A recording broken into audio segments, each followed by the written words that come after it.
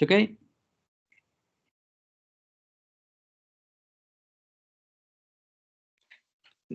Yes, thank you. More questions?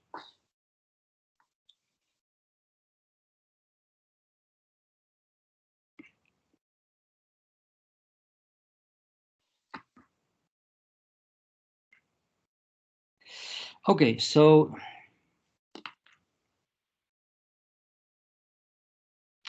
let's go through several examples of particular problems in which we can apply these kind of techniques and see how these particular spaces are. For example, imagine an OCR problem in which the input is the image of a particular character or digit or anything, just one. Perhaps the input to our systems could be a binary matrix, which represents a binary image, which represents a printed symbol. In general, this could be not necessarily a binary matrix, because we can represent digits as images with gray values or even in color. But I mean, the essential information about a printed symbol is contained in the binary image. So it could be, why not? It's okay?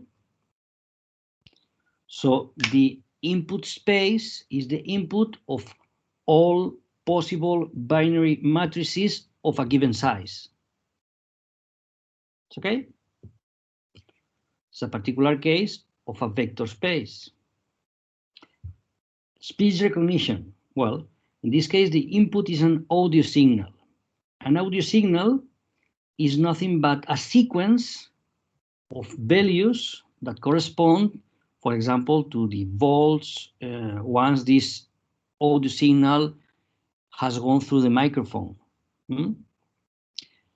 The thing is that if you consider input audio signals of different sizes, then your input space is not a vector space. It's a space of sequences. It's different. You could restrict your system to analyze only audio signals of a given size. In that case, the input space is a vector space. It's okay?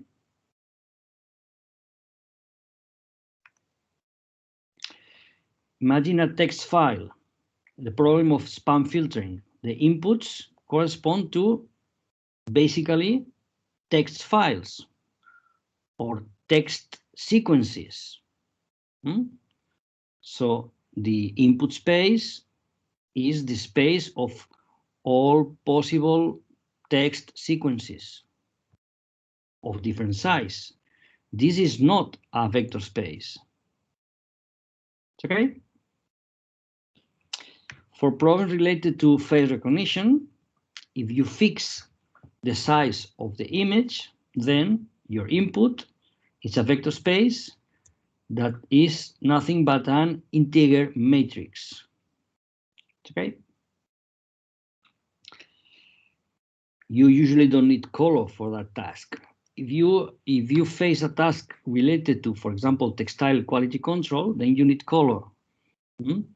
Then your input is slightly more complex. For example, the three matrices that correspond to an RGB image.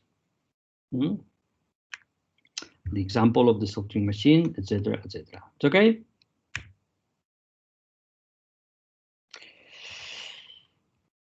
In different cases, usually because of current practice, some processing is done through this input space to try to improve the processing. For example, in application domains where you use images or audio, it's quite usual to perform some kind of denoising. Or, for example, if you have images with different resolutions, usually you process the image to have a unified resolution for the problem, or things like that.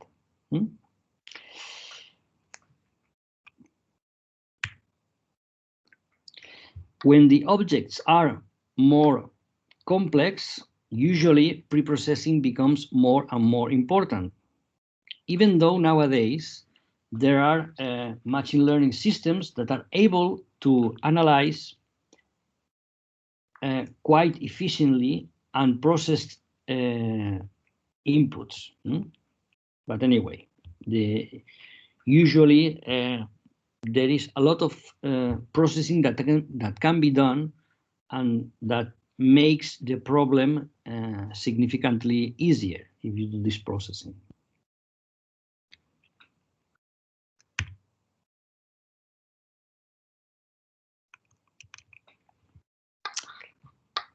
Sometimes we also make changes in our input data to represent the same information in a different way.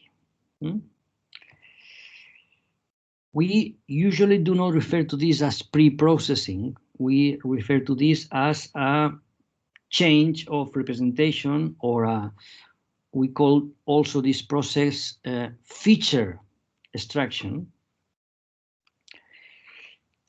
And anyway, this is not standard, but usually we refer to pre-processing when we do not make a change of domain in our data.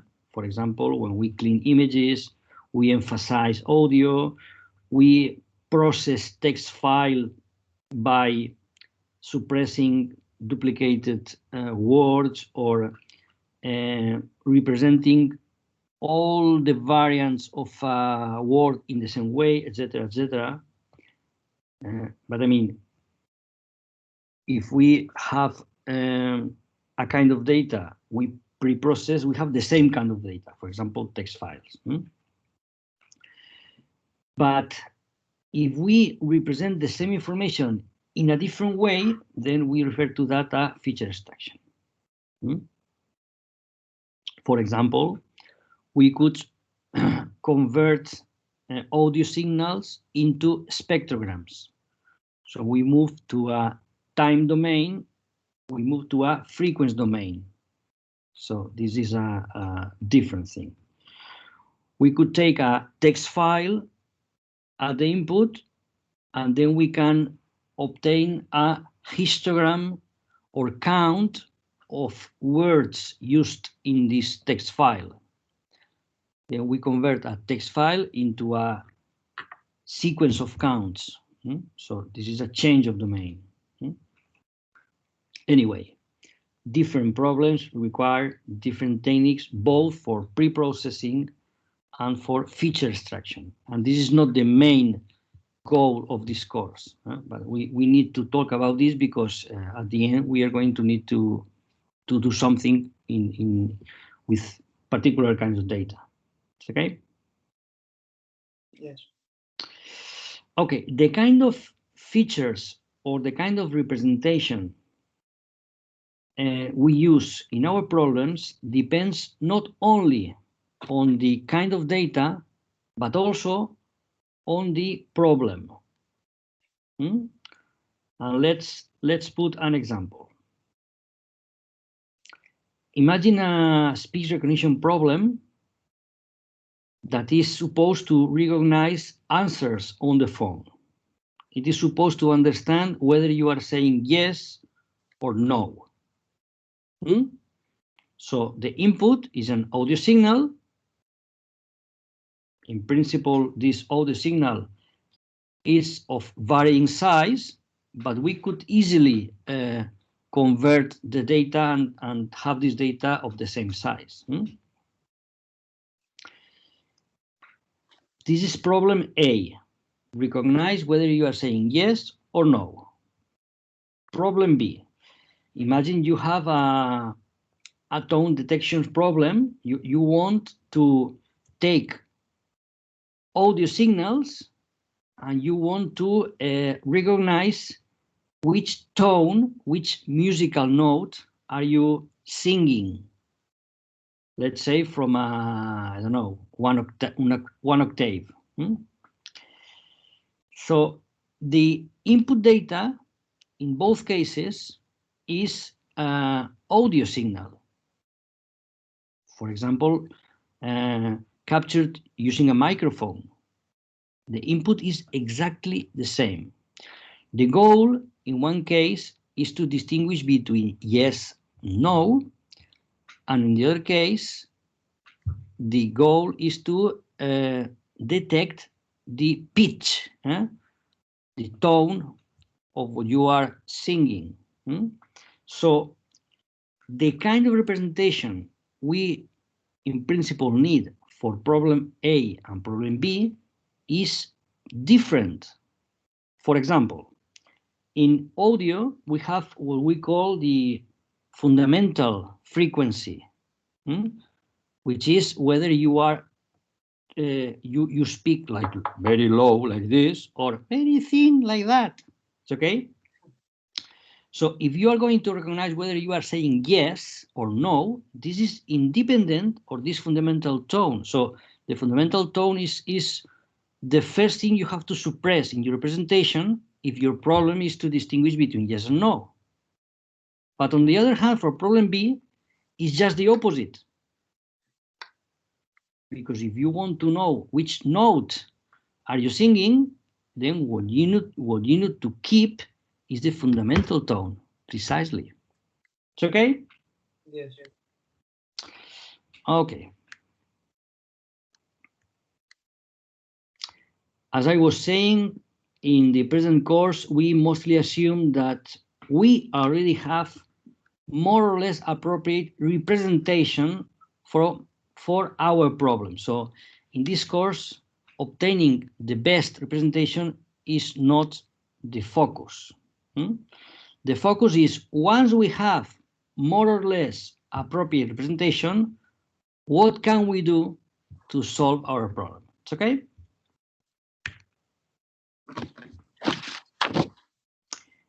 If any of you is thinking of doing an optional final lab work on its own using his particular ideas, maybe you will need to dip into this kind of obtaining good representations for your problem. But this is not the goal of the course.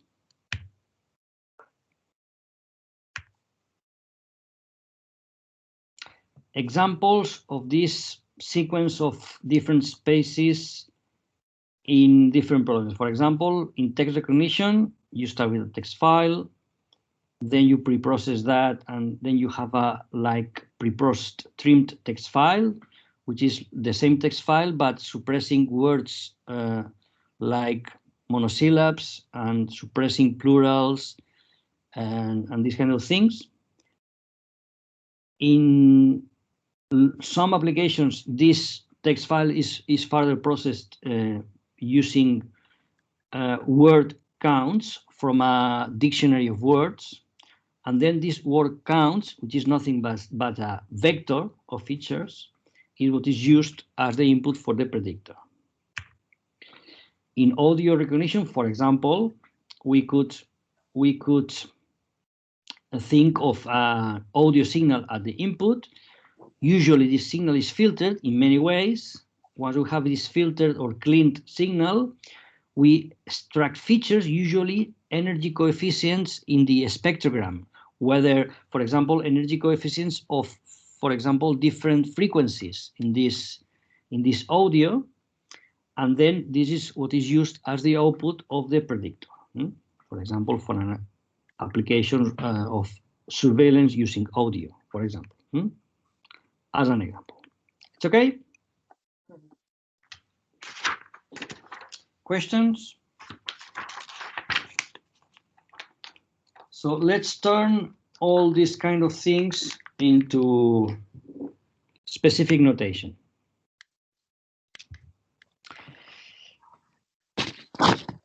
the problem we are going to face in the whole course is something like what is shown in this slide.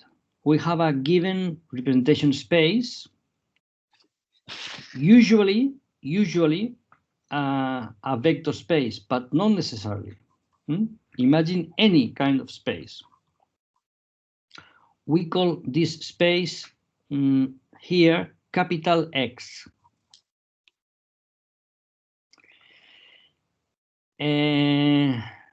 And for a particular problem, imagine that our output is given by a label between a set of C different labels. Let's call these labels W1, W2, up to WC. These are labels. So the output space, the label space, is the set, capital W, of these possible answers. So our goal is to obtain a mapping F from the representation space X to the classification space W. It's okay? In the case we have a regression problem, then instead of a vector space, instead of a classification space, we have a regression space that can be something like the reals or the reals to the m. You can have one or more continuous values as the output. This is for regression problems, but we are not going to talk about regression in this course, just a little bit. It's okay?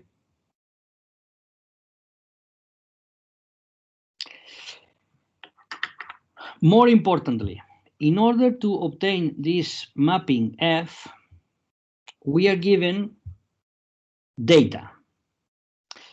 The data we are given to obtain our mapping are usually referred to as examples. What we call examples are usually pairs of input and output values. X belongs to capital X and W belongs to capital W.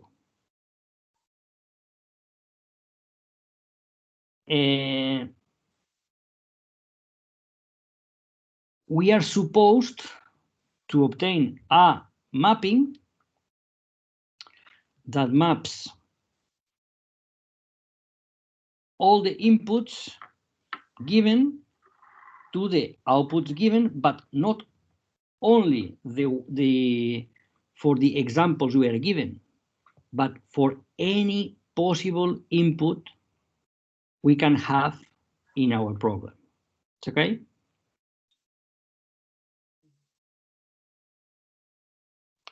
Let me put you an example.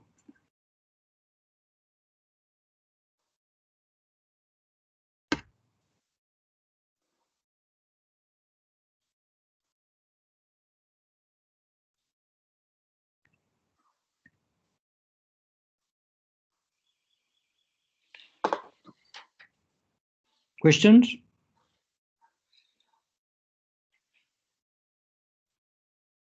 No question. No. No questions. Everything crystal clear. Yes.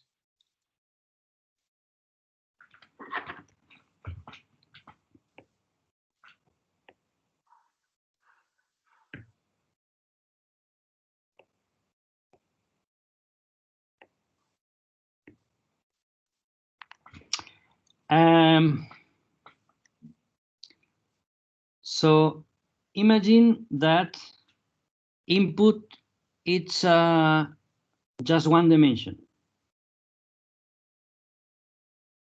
So space X is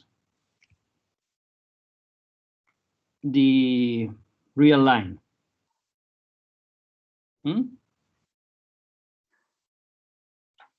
And our problem is a problem with two classes, C equal to 2. Capital W is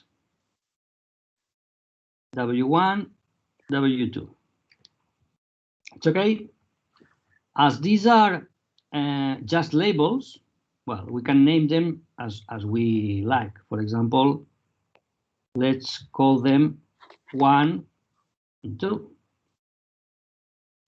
Names are not important. It's okay. Yes, yes. So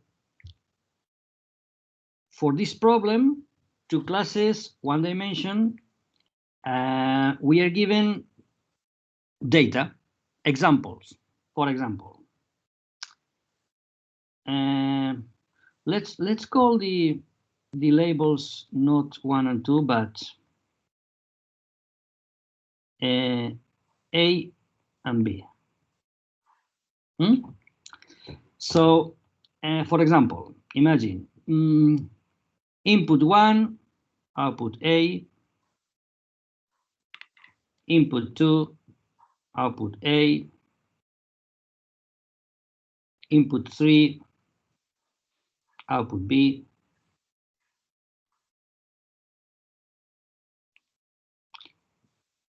input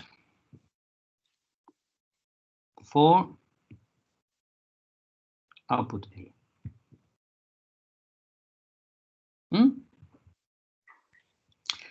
So what we are supposed to obtain, it's a mapping from this to this. For example, 1, 2, 3, 4, A, B.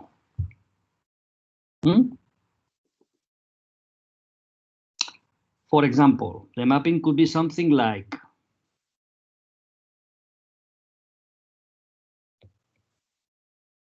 A, if X smaller or equal than 2, B, if not. It's okay? Okay. Is good this mapping? No. No, because for the examples given, this is okay, this is okay, this is okay, but this is not. Well, it's not perfect. Not too bad.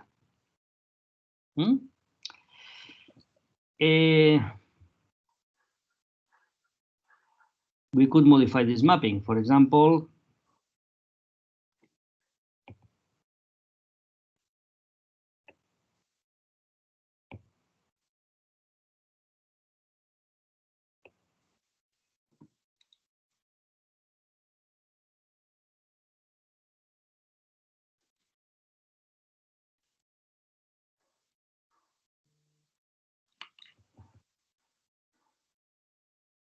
like this.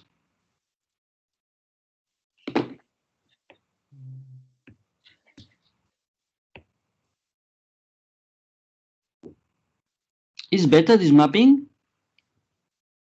Yes. Yes, from the point of view of these 4 examples, it's better. But this is nothing but a sample of possible inputs, outputs. We don't know exactly which kind of problem is this. Perhaps imagine that someone has given us these examples, and now we ask for more examples. Imagine that the other examples are something like this.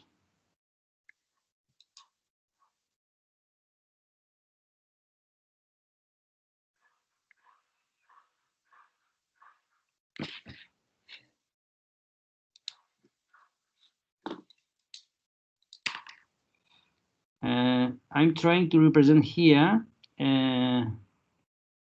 This is an example whose input is this, input this, input this, input this. You understand me? Yes. Yes. So if now with all this set of examples, what do you think about this mapping and the previous one? None of them is perfect. But which one is better?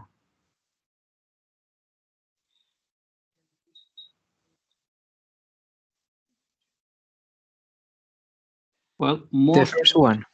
The first one, because most of the A outputs are at this side of the line, while most of the B's are at this side, you see? But anyway, it's just to have an illustration of how these mappings can be. Questions? No. If our problem was regression, then instead of labels,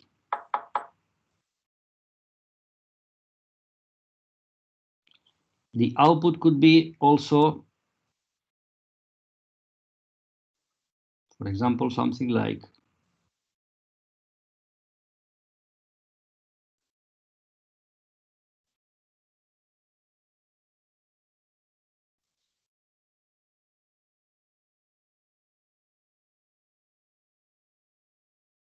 so. Let's say something like 1, 1.5, 3, 5. Now the mapping in this case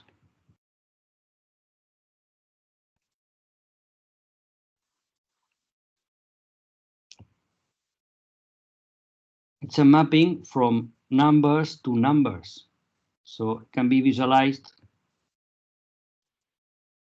It can be visualized in this case like this. This is a typical regression problem.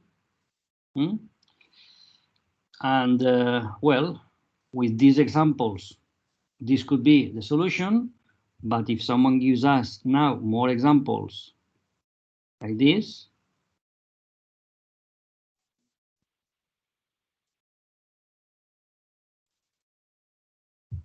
then this mapping, you see?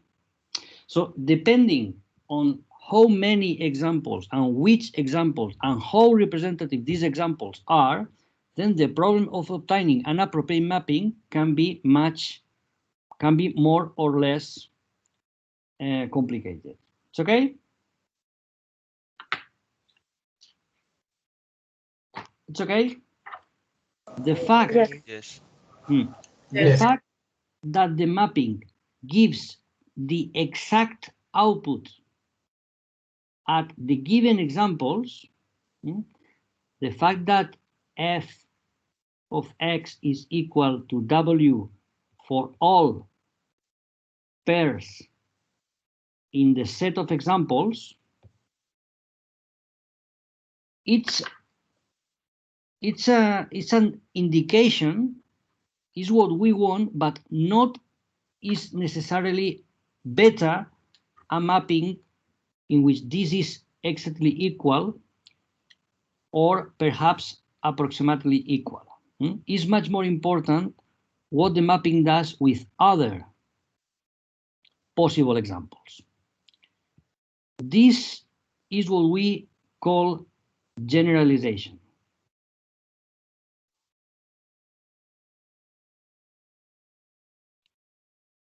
The mapping is supposed to give the appropriate result on the given examples, but the mapping also is supposed to generalize well. And this is usually the most difficult part of the process. When we have a model which is very, very good for the examples, but has a poor generalization, we say that we have what we call overfitting.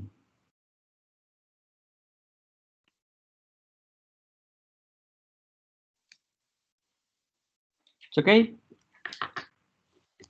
We will go through these concepts later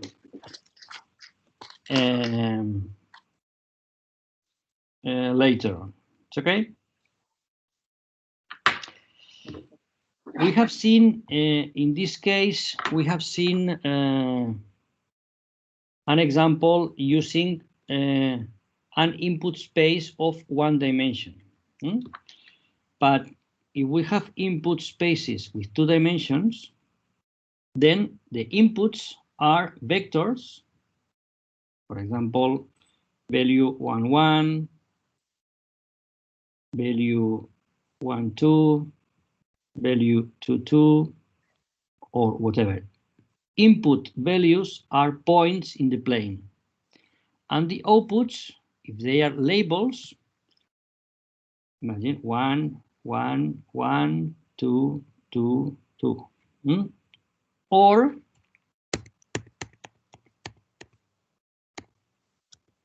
we can use different symbols for different classes. Class 1, circles. Class 2, squares. For example, in the case of two classes, we can now visualize the mapping that assigns one of the two possible classes for each point in the plane can be visualized as something like, well, let's output class 1 for this part of the space.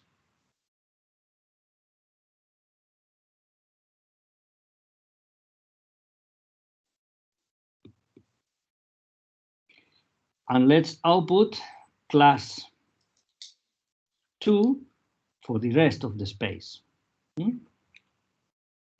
This kind of representation is what we call the decision boundaries. So the line which separates the different regions of the space where we assign a given output is what we call boundary, decision boundary. This is very common, and this can be done only if the input space is 2D. In 3D, we can do something similar, but now these decision boundaries become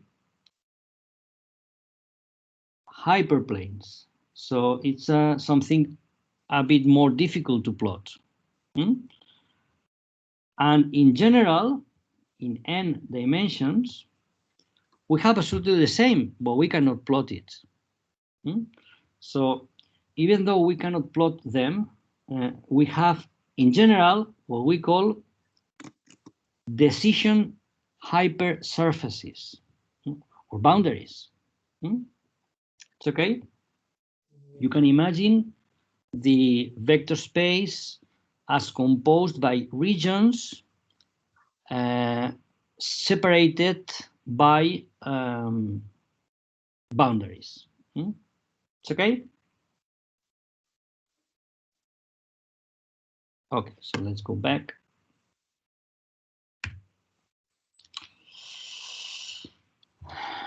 Okay, so in other words, in general, any mapping from the input space to a classification space is in fact a partition.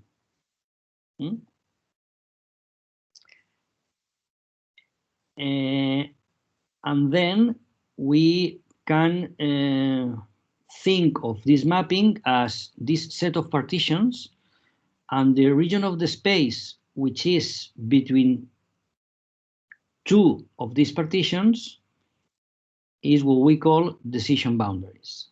In this example, you have boundaries that are linear. You have two dimensions. And in this case, as you can see, we have class 1 here,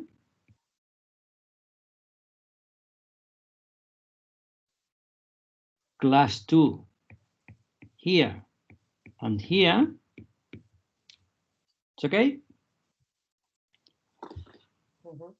And class 3 here. It's okay? Yes. And this is a way of representing or thinking of a mapping from R2 to 1, 2, 3. It's okay? Well,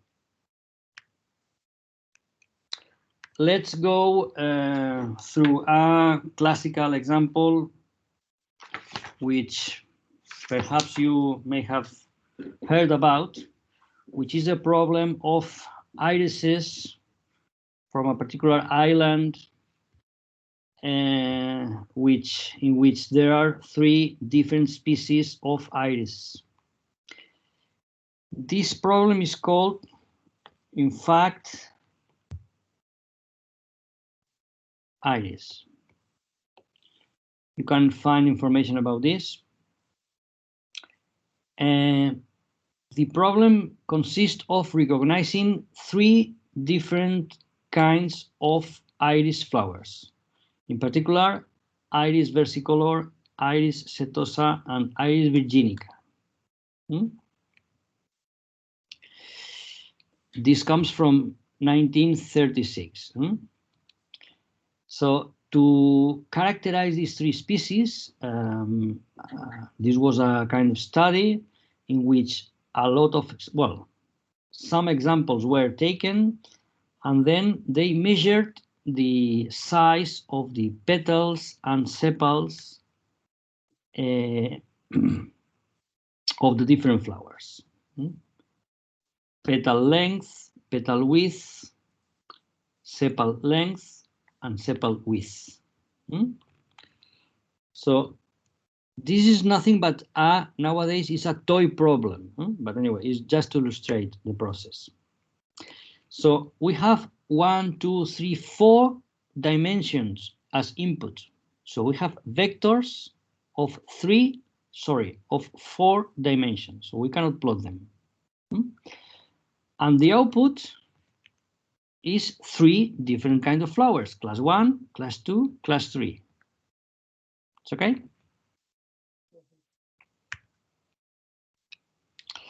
We can visualize the data in this way. What we have here is I don't know whether it's 1, 2, 3 or the other way around. Anyway, let's say 1, 2, 3, 4 dimensions. 1, 2, 3, 4 dimensions. Let's call dimension 1 sepal length, 2 sepal width, petal length, and petal width. It's okay? Our input space is a 4-dimensional space. We cannot plot it, but we can plot projections of this space. For example, what we have here is the projection of our problem in the dimensions 1 and 2. So we are representing sepal length and sepal width. Black dots correspond to virginica, red dots to versicolor, and green dots to setosa. For example, in this particular representation, we see that virginica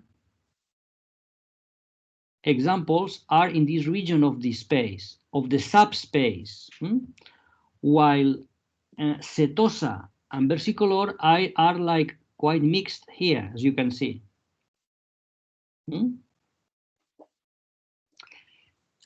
If we represent sepal length against petal length, then we have that. And we have something similar, but perhaps slightly better. So because these points are quite well separated. The same occurs here, or here, or here, or here. Now you should imagine how this data in 3 dimensions will look like. Or you can see also, or you can imagine that in 4 dimensions, perhaps this data will separate better. You can think of that, it's okay? What we have here as well is the histogram of the different values of the sepal length. This is the histogram of values of sepal length, sepal width, petal length, and petal width. So this is just a way of visualizing the data. It's okay? Okay, now we are going to go ahead and look for, to introduce the way we are going to deal with these kind of things. We will have a lab session later on fundamentals, so I'm going to go quite quick. I'm sorry because the people who doesn't know Python will perhaps get lost, but what we are going to see is very easy to follow, at least, I think. Let me. Okay, this is an example. Well, this is a piece of the examples I have put in the folder examples. This particular one is not any of the ones you have, because this is very, very, very, very easy. Let's go and show.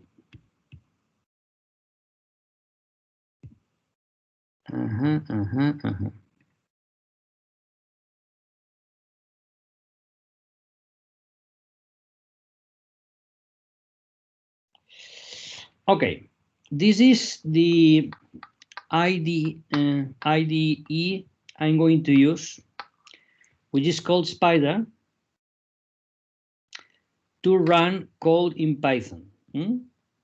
I will give you instructions about how to install these kind of things if you are interested. It's not necessary to do it now for this class. The only thing you need to know is that, well, this is Python code. You have here a terminal. You can ask questions here. Let me new file.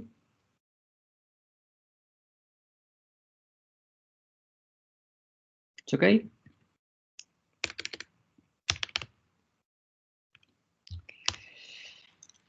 And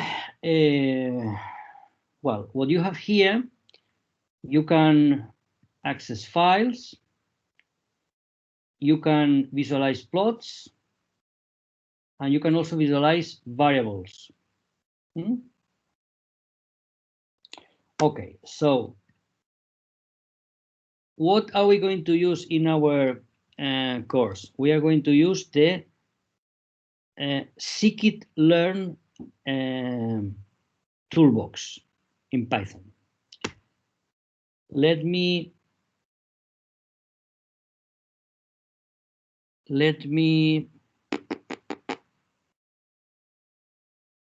show you.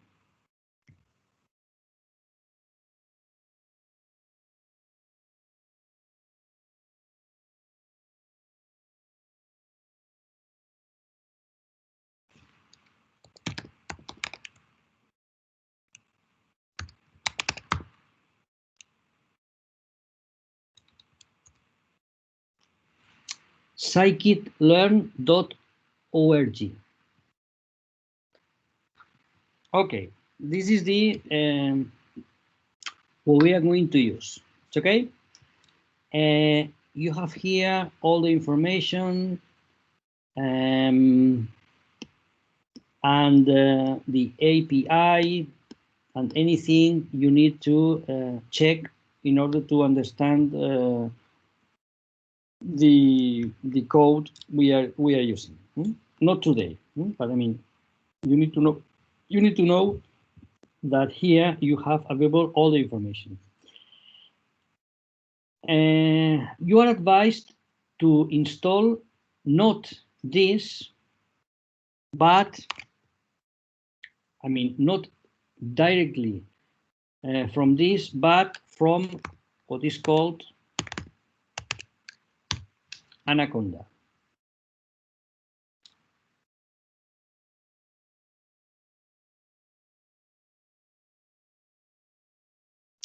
Here you have, well, of course it's free, and you have versions for Windows, OS, and Linux. So it's okay. This is what you should do. I will give you instructions. And here you have all the information. It's okay. Basically,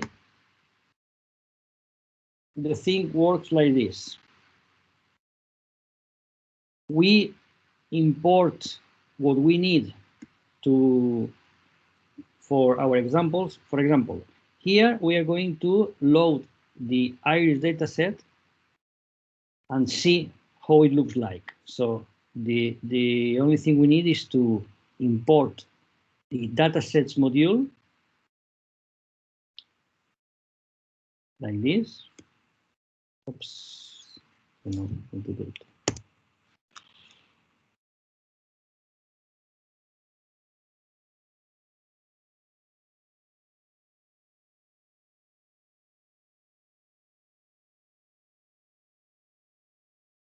Let's try if this works.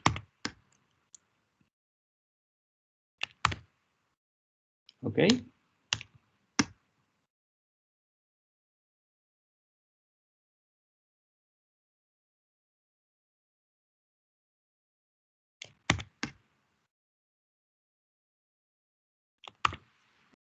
I don't know why. The problem is these special symbols here. So be careful when you cut and paste.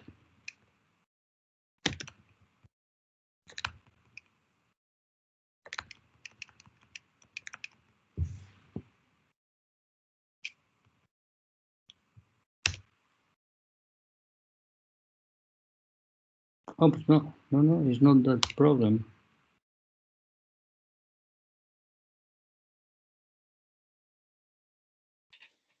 Yeah.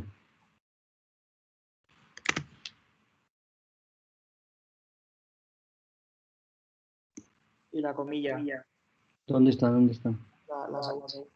La primera no lo sé, la segunda es rara.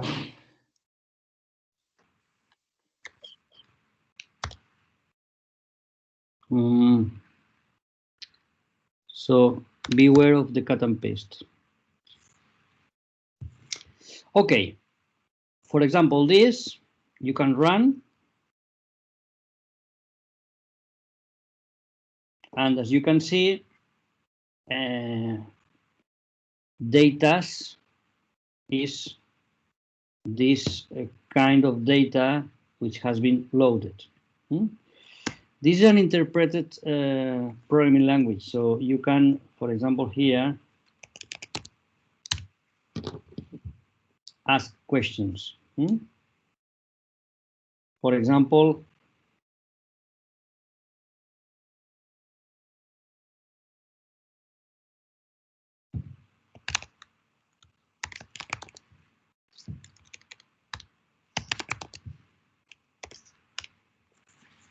these are like the fields we have in this data.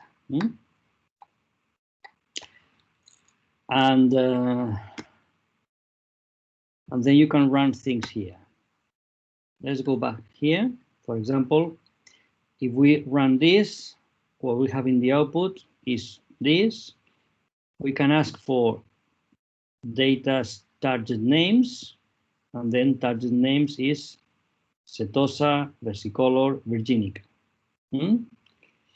We can ask for feature names. So we have also feature names in this data.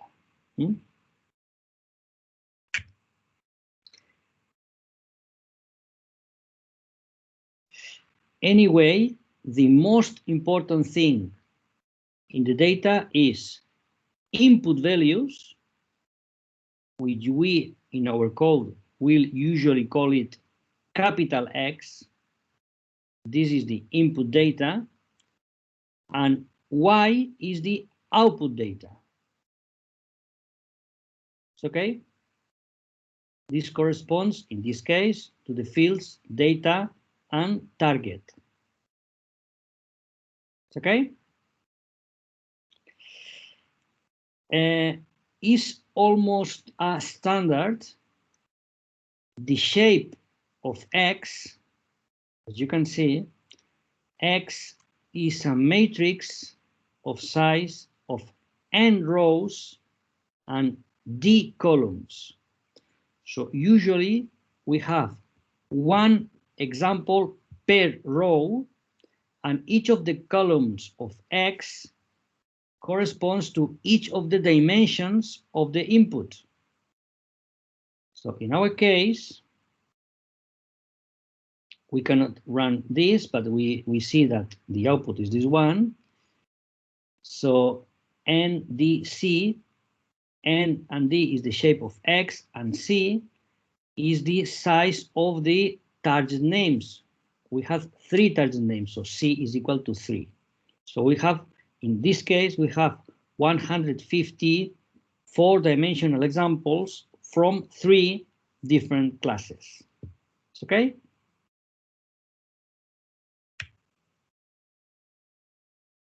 Well, this is a piece of code in Python that you can use to display something like this.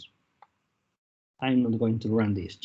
If you are interested, just copy this, and you will have this kind of presentation, which is very similar to the one I have shown in the transparencies, in the slides. It's okay?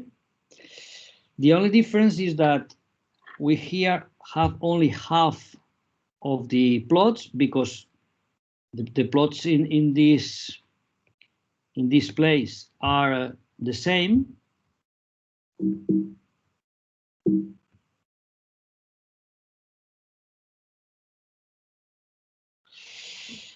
And instead of a unique histogram for all points for the 4 dimensions, we have separate histograms for each class, as you can see. So we have here histograms and the corresponding approximation of the histograms, as you can see. It's okay? Anyway, this is only to illustrate, and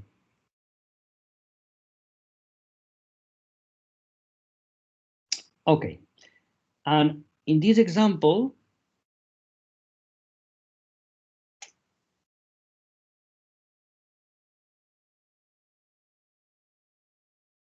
let me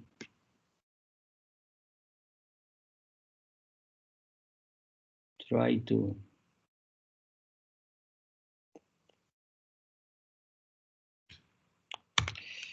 I will now need to change all.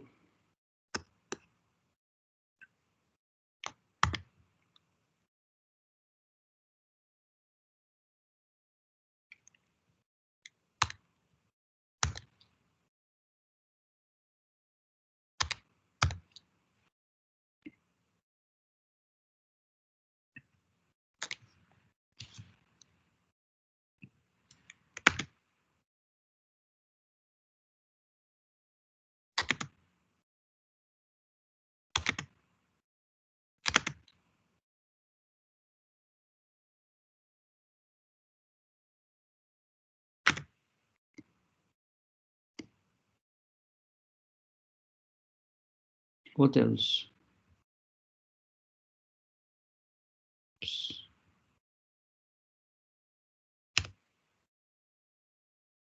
That's okay. Okay, in this example here, which is this one,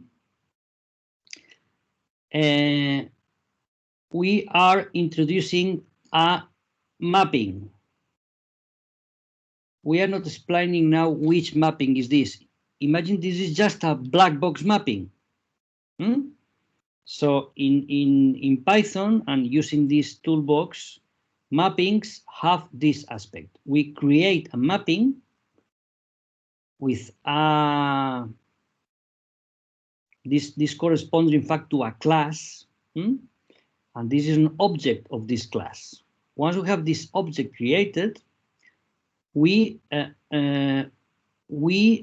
train this mapping. We adapt the parameters of this mapping to perform in a particular way.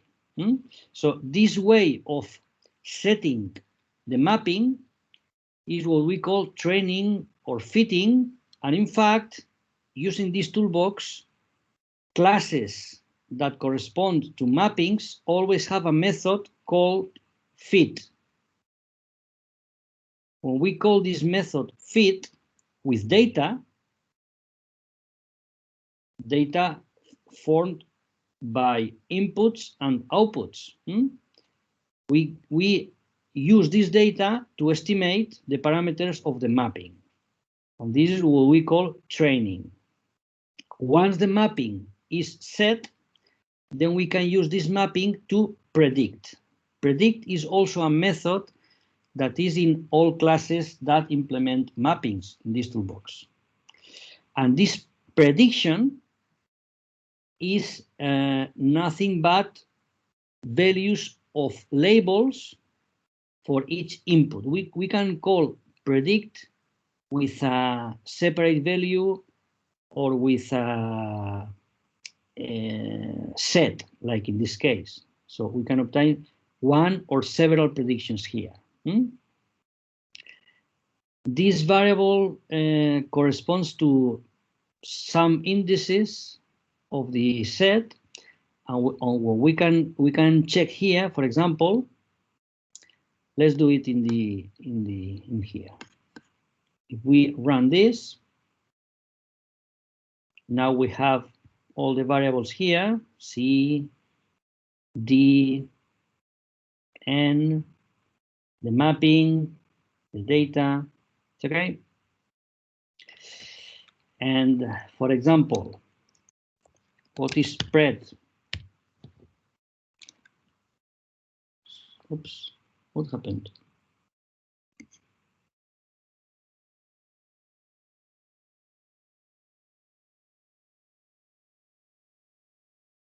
I have an error here.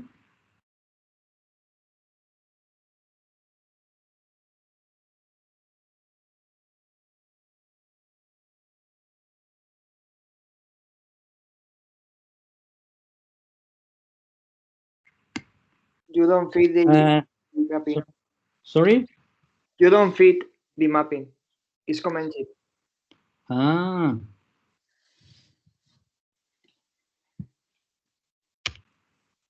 What else?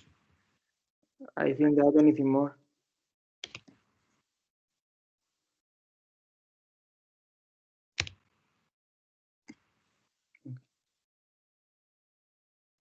Yes.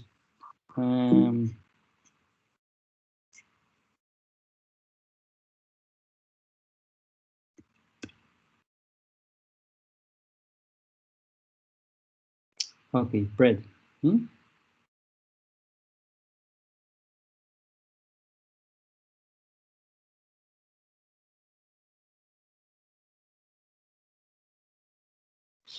Okay, so we see now also the size. As you can see, spread it's a vector of 150 values that are 0, 0, 0, 1, well.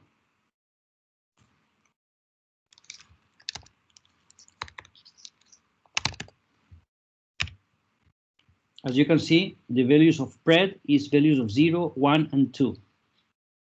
It's okay? Because the values of y were also values of 0, 1, and 2. So the names of the outputs were Virginica, Setosa, Versicolor, but what we have here in target is values 0, 1, and 2. In general, in this toolbox, when we have a classification problem, usually the names of the classes corresponds to the first integers, starting from 0. It's okay? So that's why the output of the mapping is 0, 1, or 2.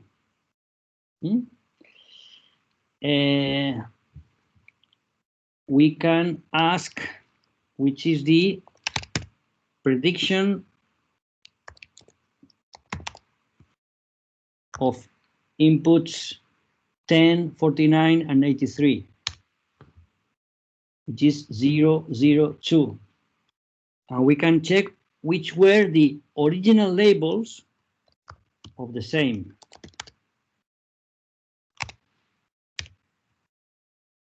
Which were 0, 0, 1. So in example number 10, the prediction and the true label is the same, 0.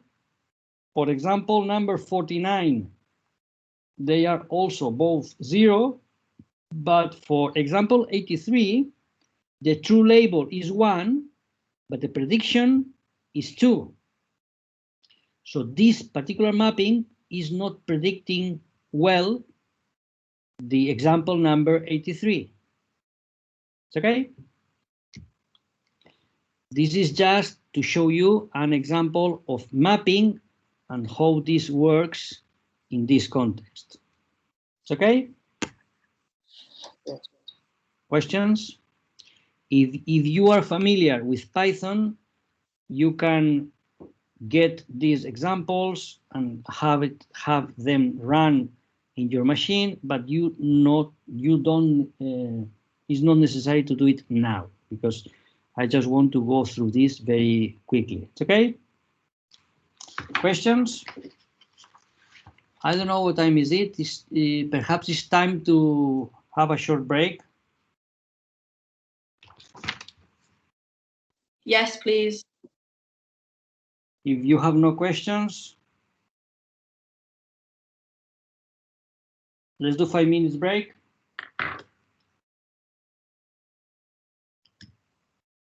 5 minutes break. Okay. Yes, please. Okay, let's meet again at 16:20.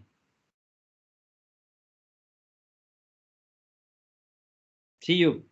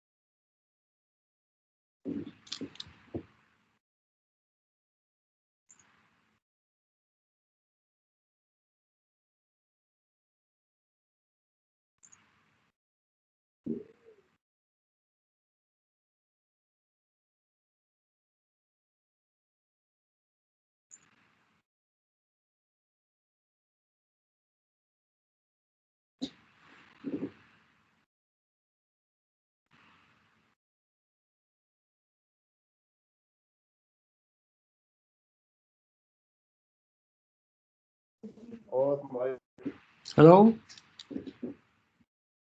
Hello.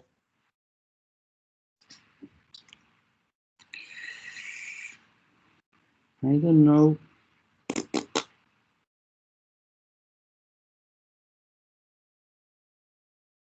Let me.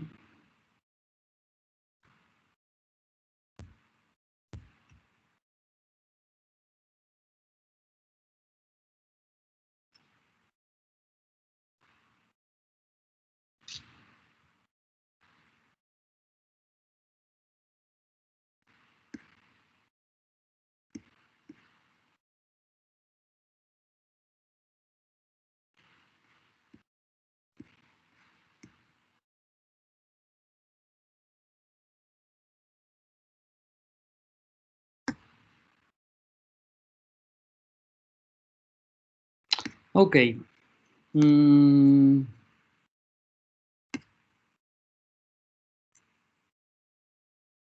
Let's go ahead.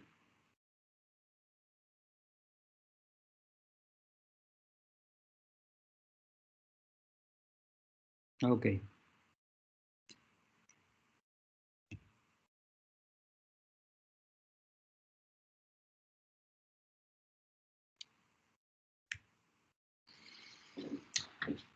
Okay. One of the things we will need in order to evaluate the different kind of mappings we are going to construct in many different ways is to learn how can we evaluate them. As we've seen, we always have data examples, and we can always use these examples to see how the mapping is performing with these examples. But if we use the same examples for training and to assess the mapping, it may happen that the mapping is very, very good at these examples, but cannot generalize to other examples. That's why different techniques or different methods to obtain estimates of the performance measures are used.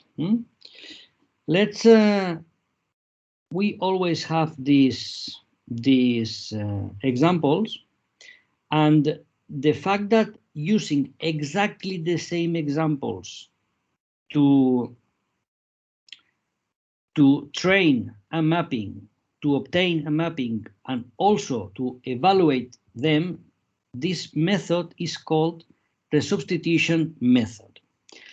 Usually the most used measure of performance of the mappings is either the error rate or the accuracy rate.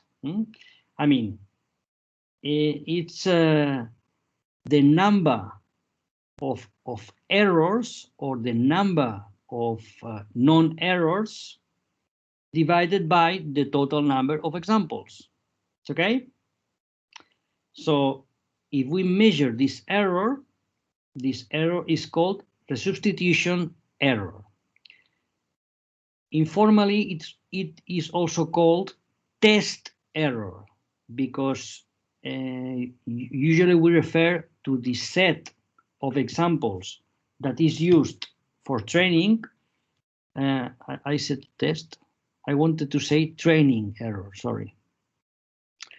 We usually refer to the examples that are used to train the mapping as training set, and if we keep examples for other testing purposes, then we will call that test set. So the set of examples is called also training set. So we call this also a training error. In other cases, it's called also apparent error. So this kind of measure of error is it's sometimes too optimistic estimate of the real error or the real performance of the mapping. The alternative for that is to have separate data, so a set of examples to be used to train the mapping, and a different one just to test the performance. These two sets need to be equally representative of the problem, and they need to be absolutely different and independent. If this is true, then we can train the mapping with one set and then test with the other one. In this case, we have a more fair estimate.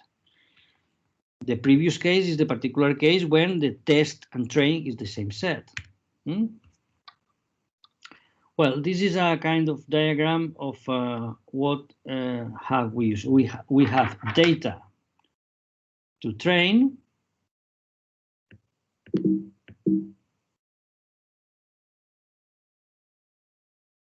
Data, sorry.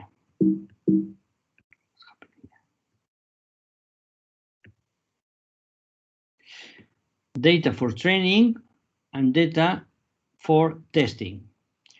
This data can be the same or not. If it's the same, then the measures are optimistic. If they are different, absolutely independent, then this measure is much more fair. It's okay? In fact, if we could, what we need to know about a mapping is which is the probability of error. The probability of error would be the ideal measure of how this mapping performs to absolutely unseen data. In fact, all the measures we are going to use can be seen as estimates of this probability of error. It's okay? Well, and the error estimation methods we will use are or can be enumerated like this. Substitution, so all the data is used for both train and testing. If we use separate tests for train and test, this method is called holdout. Then we have a we call also this test error, and we have also methods more elaborated in which we reuse the data for train and for testing. We're not going to go into details now today about this. We will see this in another day. And let me go forward.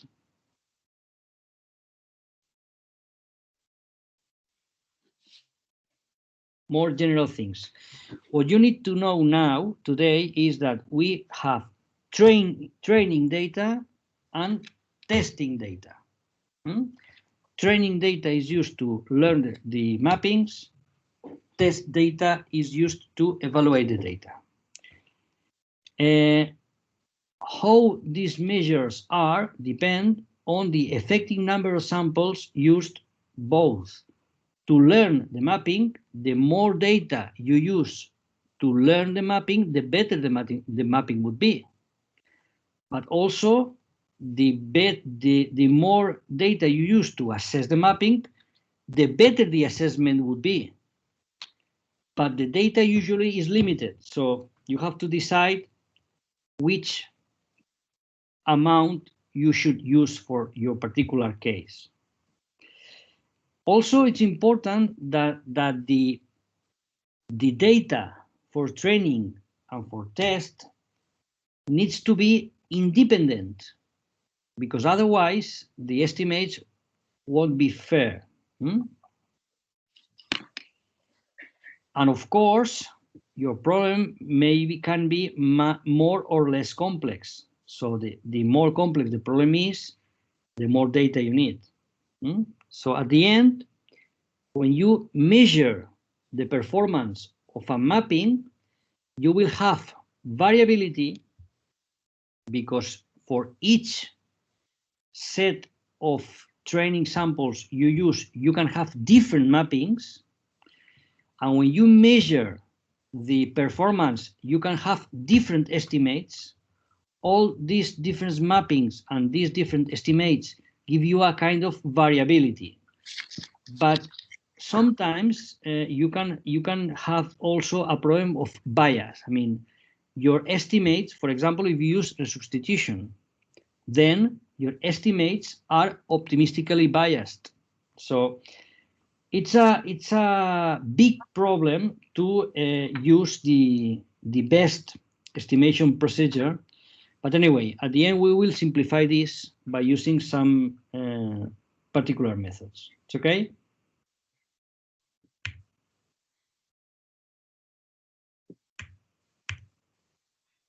We will go back to these slides later. So, in general,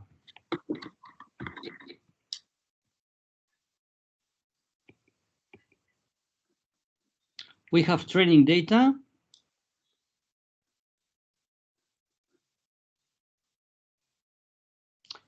We have test data, perhaps different, perhaps the same. It's okay? We estimate a mapping. Then we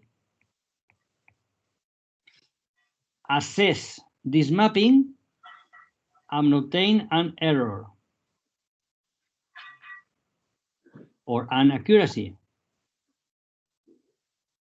Accuracy is 1 minus error, or error is 1 minus accuracy. It's okay? This error is you compare the predictions with the true labels and just count. It's okay? This is what we usually do. For example, without going into details, here you have how you measure the accuracy of mapping. You compare true labels with predictions. And this function gives you the accuracy rate. It's okay? Yes. Let's go into a little more detail. It may happen that when you count the errors, imagine you have two classes, 0 and 1. It can happen that the whole number of errors go to class 0, and there is absolutely no error in class 1, or the other way around. Or it may happen that the error distributes equally between classes 0 and 1. We cannot see this in these global measures. Instead, we can measure for a mapping of C classes what we call a confusion matrix. What is a confusion matrix? Well, the confusion matrix can be defined for probabilities or also for error counts. When I say probabilities, I mean probability of error. So you can read here P as probability or P as error counts. In a confusion matrix, we have C rows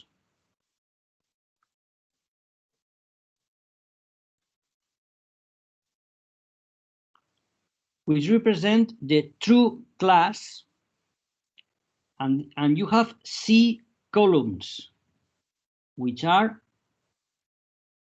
predicted class. And the meaning is the following. Imagine the case of iris. You have 150 examples, which is 50, 50, and 50 from each of the three classes. So the confusion matrix in the case of iris, it's a 3 by 3 matrix. From the 50 examples of the class 1, imagine that most of them, let's say 47, are correctly classified. This means that the true class is 1 is 0. Let's call it 0, 1, and 2. The true class is 0, and the prediction is 0 in 47 of the 50 cases. The other 3, for example, could be something like this, which means 2 of the 50 that have true label 0 are predicted as 1. And one of the examples is predicted as 2. 47 are correctly predicted as 0. For the 50 of class 2, it may happen something similar. For example, this. And the 50 of the third class could be something like this. This is an example of confusion matrix for the problem of the iris flowers.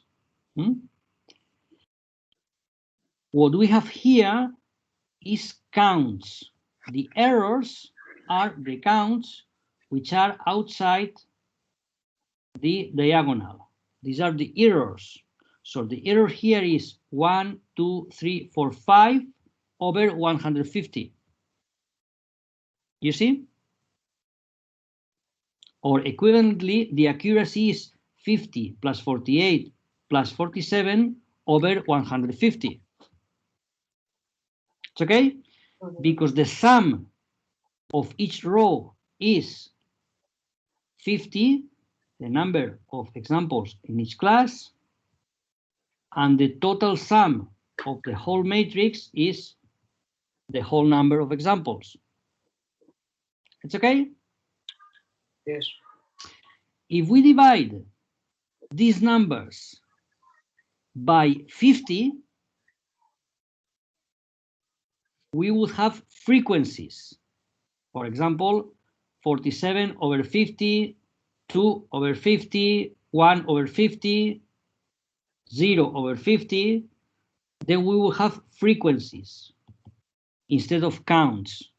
And these frequencies are estimates of probabilities. It's okay? Frequencies or rates. You can have both confusion matrices as counts or as probabilities or as frequencies or as rates, which is the same. It's okay? Yes.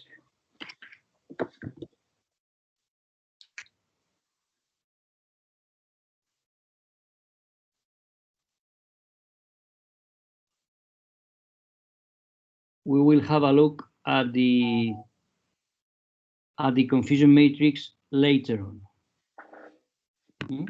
This is how you compute the confusion matrix using this toolbox. And this is the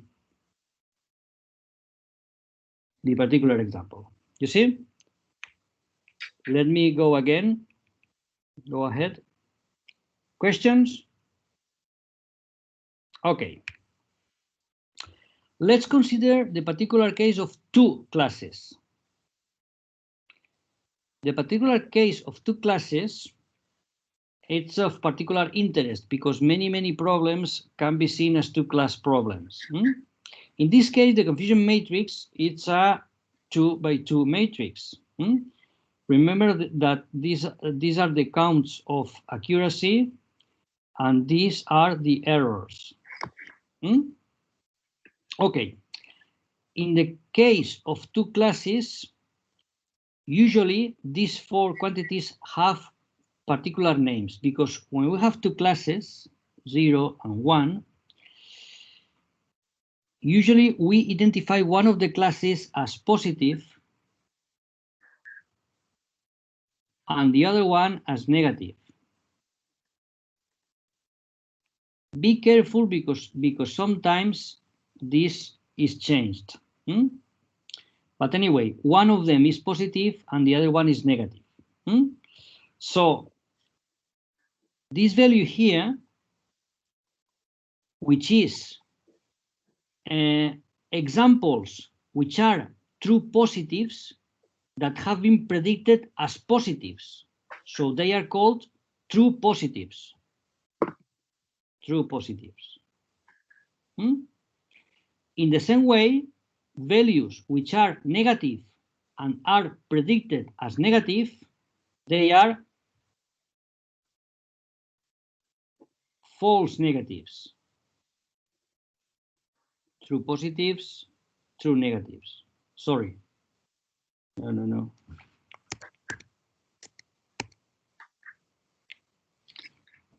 True positives, true negatives. Okay? In the same way, examples that are positive but are predicted as negative, they are false negatives. False negatives. And the other one is false positives. It's okay? These amounts have other names, but the names we are going to use are these ones: true positives, true negatives, false positives, and false negatives. And these are the four entries in the confusion matrix. It's okay? The confusion matrix, as we have seen, can be defined for counts or for rates. The difference is that the rates, for example, the true positive rate, which we write in capitals, the true positive rate is equal to the true positive count divided by the sum of the row. It's okay?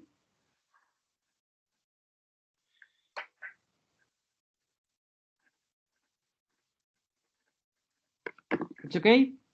Yes. And in general, for the four of them,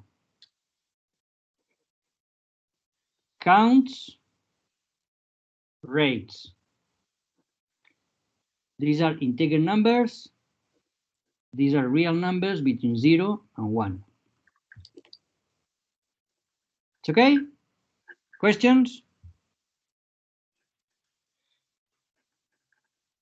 No questions? No questions. Okay. Once we have a mapping, we can compute the, we call also this matrix normalized confusion matrix. Normalized because values are between 0 and 1. It's okay? In this normalized confusion matrix, the sum of the two rows is 1. Do you agree? Yes. The sum of each row is 1.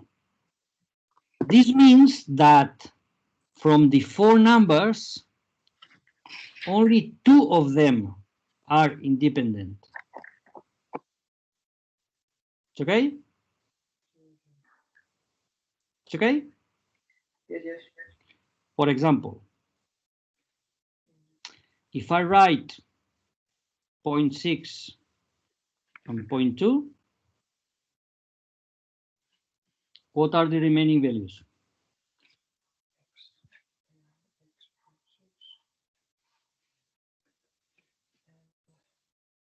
0.4 and 0.8, no? 0.4, 0.8. Do you all agree?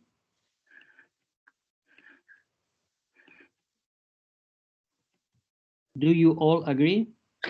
I do not agree because shouldn't it be the sum of false negatives and true negatives shouldn't be the whole one? I mean, one. No. The sum of the rows is 1, Okay, not the sum okay. of the columns. Well, then I agree. Is now clear? Yes. Okay. Yes. Is Okay. this a good mapping? No. Too many No. negatives, no? Hmm? Too many negatives, no? Well, the fact is that most of the negative examples are predicted as positive, as you can see.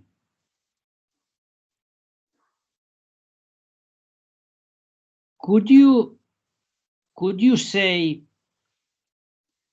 if this corresponds to a mapping F? Do you know which is the accuracy of this mapping?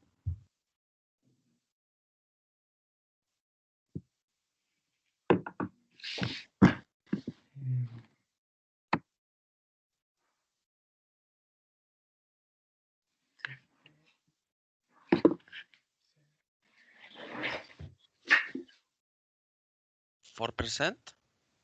Why 4? 8. Oh, no. 40%. Sorry. 40. Why 40% or 0.4? Why? 8. Because this is between 20 Between and 0.6. And there is a 0.8 in the of true. 0.8 is an error. I'm asking about the accuracy. Then I don't know. Why not? I mean, Accuracy. for example, what we can see here is that the positive accuracy, the accuracy on the positives is 0.6. The accuracy on the negatives is 0.4. Now I'm asking about the accuracy. Well, or the error. I mean, the same is 1 minus the other. But I was asking about the accuracy.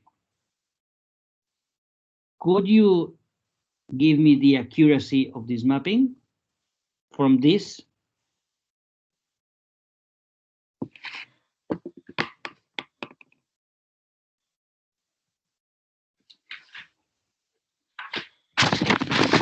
What about this?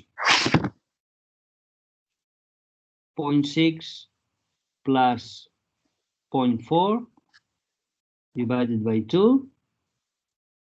This is equal to, I'm computing the average. 0.4. 0.4. So the accuracy is only measured by the sum of the true positives and true negatives divided by 2. I'm not saying that. I'm just proposing and asking. Okay, okay. But would this be the accuracy? So 60% of the positives are correctly classified, 20% of the negatives are correctly classified. So in general, 40% of the examples are correctly classified. Is that true? It sounds logic. I think it is. All of you think this is correct? I do. Yes? Yes. So the answer is no. This would be true. This would be true if the proportion of positives and negatives is the same. It's okay? If not, we cannot say that the accuracy is 0.4. We need to know the proportion. We need, instead of doing an average, we need a weighted average, and this average has to be weighted by these proportions. In other words, if instead of rates we have counts, we can write the accuracy. The accuracy, let me write it here. Accuracy is true positives plus true negatives divided by true positives, true negatives, false positives, false negatives. This means all of them. This is the accuracy. But you need the counts, not the rates.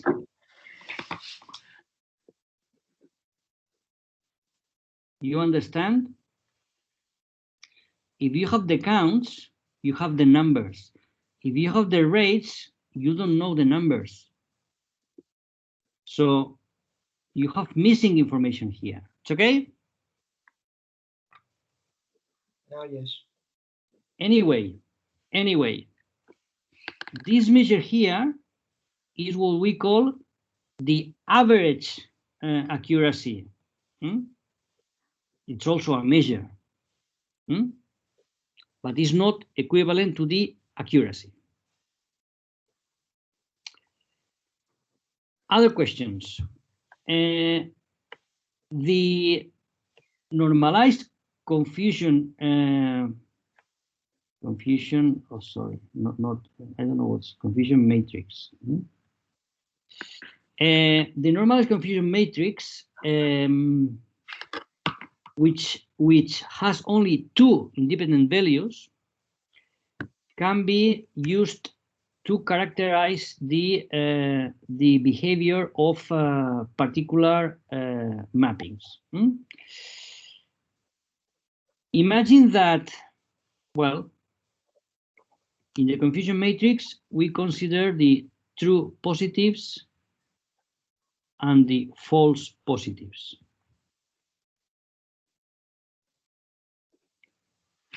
We need two values. Let's take these two.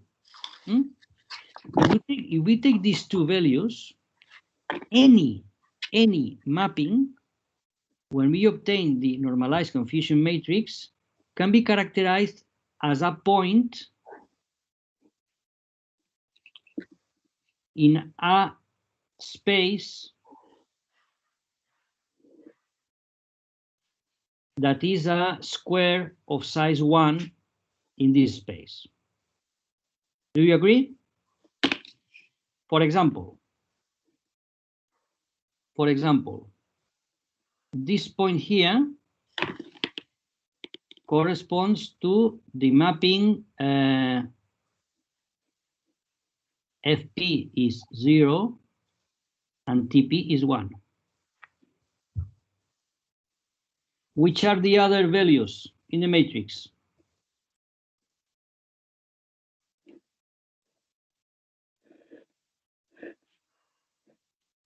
Zero and 1. 0 and 1. Which mapping is this?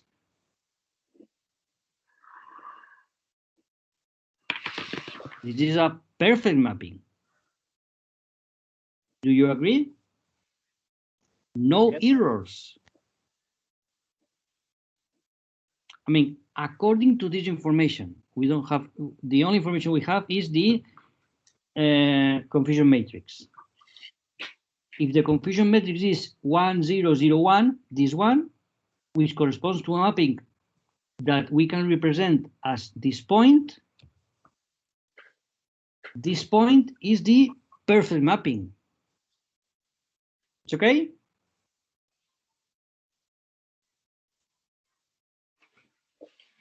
Yes. Okay. Let's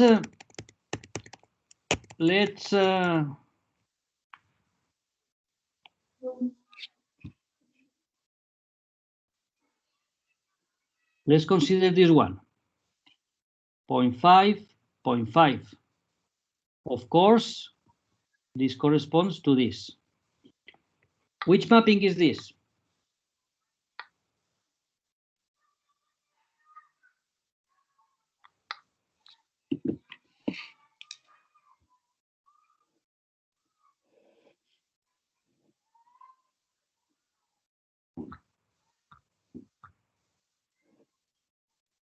Which mapping is this? Is this a good mapping?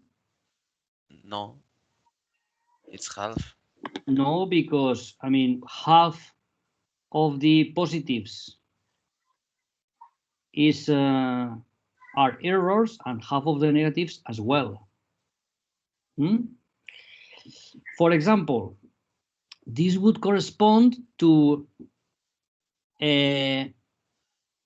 predict the label of the two classes by tossing a coin. Do you agree?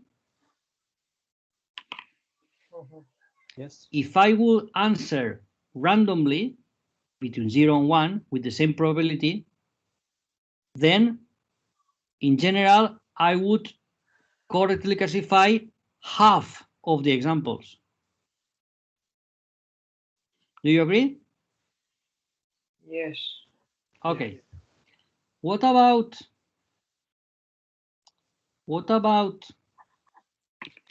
this mapping?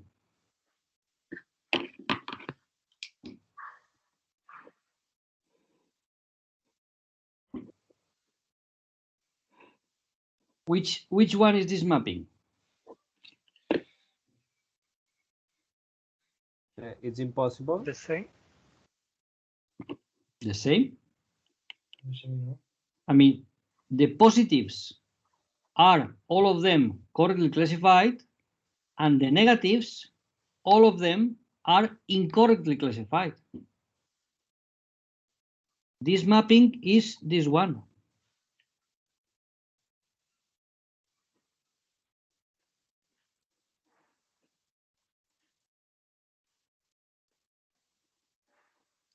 Do you agree?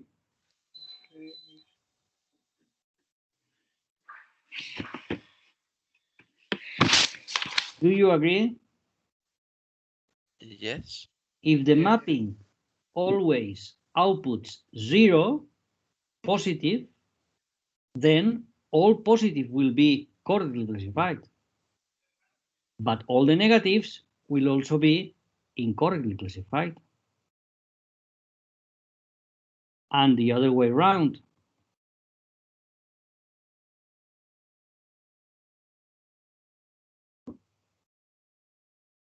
It's okay? Yeah.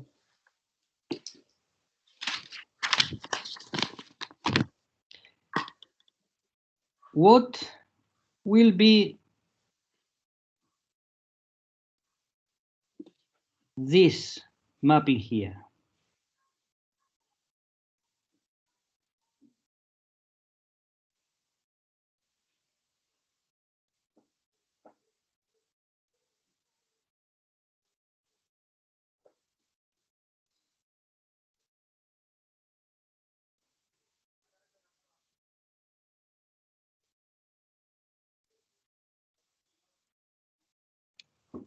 I'm sorry.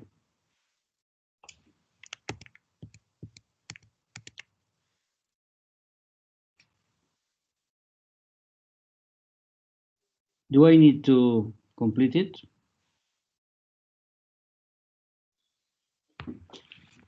Which one is this mapping?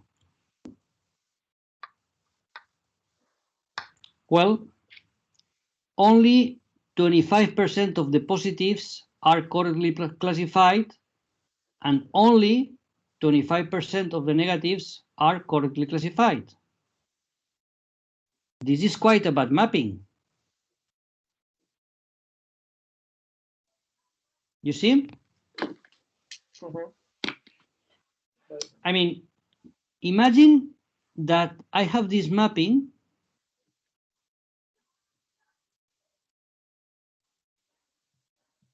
that behaves like this and corresponds to this point.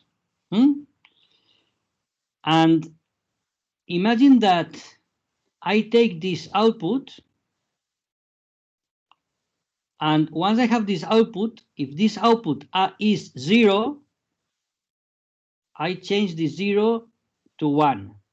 And if this output is 1, I change the 1 to 0. I mean, I can always do this with any mapping. I mean, I have a mapping, and then I change 0 by 1 and 1 by 0. What will happen with this mapping?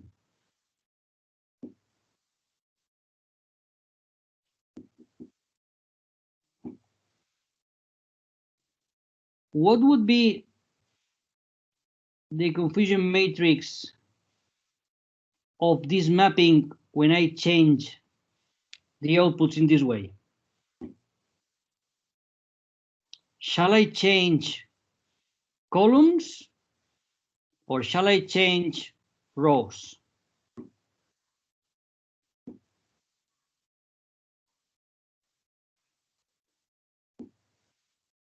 You understand the question? Not really. I give you a mapping. For some inputs, the mapping outputs 0, and from other ones, the mapping outputs 1. I take this mapping, and then I change zeros to ones and ones to zeros at the output. If the mapping says yes, I output no. If the mapping says no, I output yes. You understand? Yes. The first mapping is this one. If I change the output 0 to 1 and 1 to 0, what happened with the confusion matrix?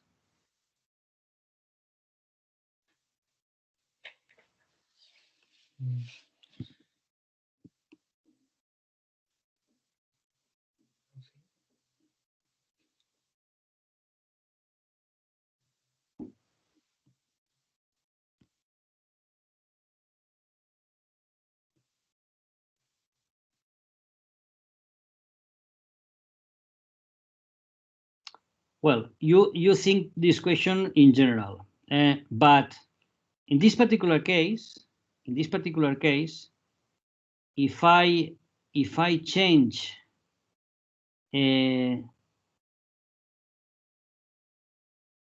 bad mapping like this, in which I change the inputs, the outputs from 0 to 1 or from 1 to 0, will become a mapping which will be in this place and will be much better. You understand?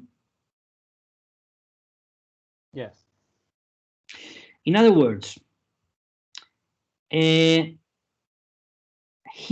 I have a random mapping. Here I have fixed mappings. You think what happened here as exercise, and the best mapping is here. The closer to this point, the better the mapping is. But mappings that are in this region can always become better if we change the labels. It's okay? Okay, the time is over. We will go on from this point on. Please think about how this rock space behaves, and perhaps I will propose you an exercise about this. Questions?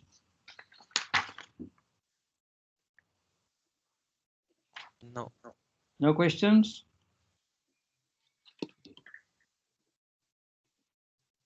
please have a close look and keep attention to the aula virtual. Okay. And see you next Monday. See you. All right. Okay, see you. Bye. Okay? Bye. See you. See ya. Bye-bye.